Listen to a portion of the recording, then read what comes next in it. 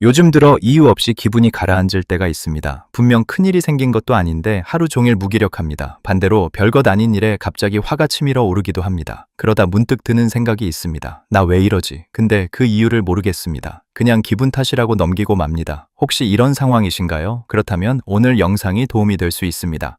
심리학에서 최근 가장 주목받는 개념이 있습니다. 바로 메타센싱입니다. 이 영상을 끝까지 보시면 여러분은 자신의 감정을 객관적으로 들여다보는 방법을 알게 됩니다. 그리고 왜 요즘 사람들이 이 방법에 열광하는지 이해하게 됩니다. 안녕하세요. 일상 중 심리학입니다. 오늘은 2026년 심리 트렌드의 핵심 키워드인 메타센싱에 대해 알아보겠습니다. 먼저 왜 이 개념이 갑자기 주목받게 되었는지부터 살펴보겠습니다. 대학내일 20대 연구소가 전국 15세에서 64세 남녀 1,500명을 대상으로 조사한 결과가 있습니다. 살아가는데 반드시 갖춰야 한다고 생각하는 것을 물었습니다. 전체 응답자는 건강이 66.7%로 1위였습니다.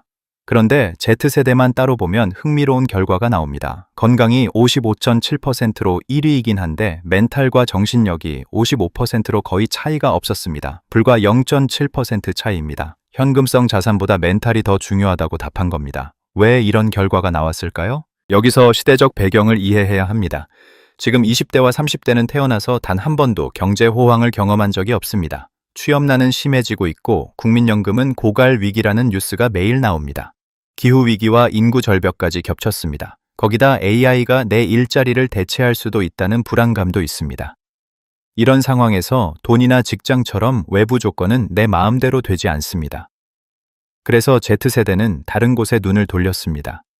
변하지 않고 지킬 수 있는 것, 바로 자기 자신의 내면입니다. 외부 환경을 통제할 수 없다면 최소한 내 감정만큼은 내가 다스리겠다는 겁니다. 이게 메타센싱이 주목받는 첫 번째 이유입니다. 그럼 메타센싱이 정확히 무엇인지 알아보겠습니다. 여러분, 메타인지라는 말은 많이 들어보셨을 겁니다. 내가 무엇을 알고 무엇을 모르는지 객관적으로 파악하는 능력입니다. 공부 잘하는 학생들의 특징으로 자주 언급되는 개념이죠. 메타센싱은 이 메타인지의 확장판입니다. 인지가 아니라 감정에 적용한 겁니다. 쉽게 말해서 지금 내가 어떤 기분인지 정확히 알아차리는 것입니다. 그리고 왜 이런 감정이 드는지 원인을 객관적으로 분석하는 겁니다. 마지막으로 그 감정을 적절한 행동을 통해 조율해 나가는 것까지 포함합니다. 예를 들어 보겠습니다. 러닝이 유행이지만 난 아직 오래 뛸 체력이 안 돼. 이건 메타인지입니다. 잠깐 뛰다가 걷기만 해도 기분이 좀 나아질 거야. 이렇게 생각하고 산책에 나서는 건 메타센싱입니다. 실제로 요즘 사람들이 메타센싱을 어떻게 활용하는지 사례를 보겠습니다. 가장 흥미로운 건 AI를 활용한 심리 상담입니다. 대학내일 20대 연구소 조사에 따르면 생성형 AI를 자주 사용하는 20대 4명 중 1명인 24.5%가 AI를 통해 심리 상담을 해본 경험이 있다고 답했습니다. 챗GPT에게 자기 감정을 털어놓는 겁니다. 왜 사람이 아니라 AI일까요? 첫째, 시간과 장소에 구애받지 않습니다. 새벽 2시에 갑자기 불안해져도 AI는 24시간 대기 중입니다. 둘째, 판단받지 않습니다. 사람에게는 차마 못할 이야기도 AI에게는 편하게 할 수 있습니다. 셋째, 감정을 정리하는 데 도움이 됩니다. 막연한 기분을 글로 표현하다 보면 스스로 무엇이 문제인지 깨닫게 됩니다. 물론 AI가 전문 상담사를 대체할 수는 없습니다.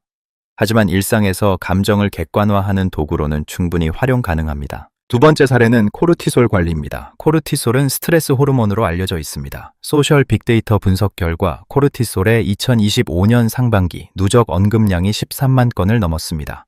2024년 전체 언급량 9만 건의 1.5배입니다. 특히 연관어로 루틴이라는 단어가 1300% 증가했고 삶의 질이 1900% 폭증했습니다. 과거에는 코르티솔이 질환이나 치료의 영역에서 주로 언급됐습니다. 이제는 일상에서 관리해야 할 지표가 된 겁니다. 사람들이 산책하고 뜨개질하고 격렬한 운동 대신 천천히 걷는 슬로우 조깅을 하는 이유가 여기 있습니다. 수면 관리에 신경 쓰는 것도 마찬가지입니다. 전부 코르티솔을 낮춰서 감정을 안정시키려는 메타센싱의 실천입니다. 세 번째 사례는 HSP 테스트입니다. HSP는 Highly Sensitive Person의 약자로 매우 민감한 사람을 뜻합니다. 요즘 SNS에서 이 테스트가 유행입니다. 자신의 감정적 민감도를 측정하는 테스트인데요. 왜 이게 유행일까요? 부정적 감정을 막연히 기분 탓으로 넘기지 않겠다는 겁니다. 지금 내가 왜 이런 기분인지 객관적으로 알고 싶은 거죠.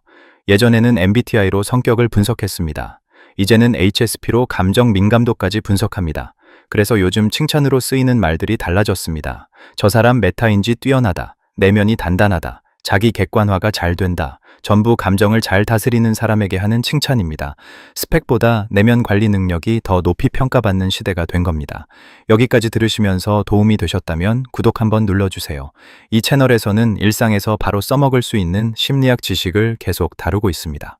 자, 그럼 이제 실제로 메타센싱을 어떻게 실천하는지 알아보겠습니다. 그럼 실제로 메타센싱을 어떻게 실천할 수 있는지 구체적인 방법을 알려드리겠습니다. 첫 번째 방법은 감정 라벨링입니다. 지금 느끼는 감정에 정확한 이름을 붙이는 겁니다.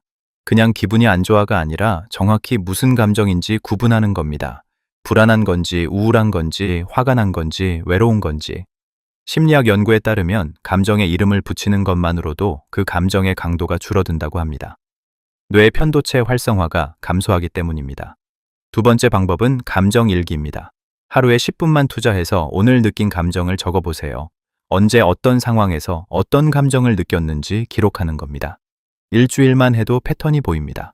특정 상황이나 특정 사람이 반복적으로 부정적 감정을 유발한다면 그게 문제의 원인입니다. 세 번째 방법은 신체 신호 관찰입니다. 감정은 몸으로 먼저 나타납니다. 가슴이 답답해지거나 어깨가 뻣뻣해지거나 호흡이 얕아지는 것. 이런 신체 변화를 알아차리면 감정이 폭발하기 전에 대처할 수 있습니다. 긴장될 때 심호흡을 하라는 조언이 괜히 있는 게 아닙니다. 네 번째 방법은 거리두기 언어 사용입니다.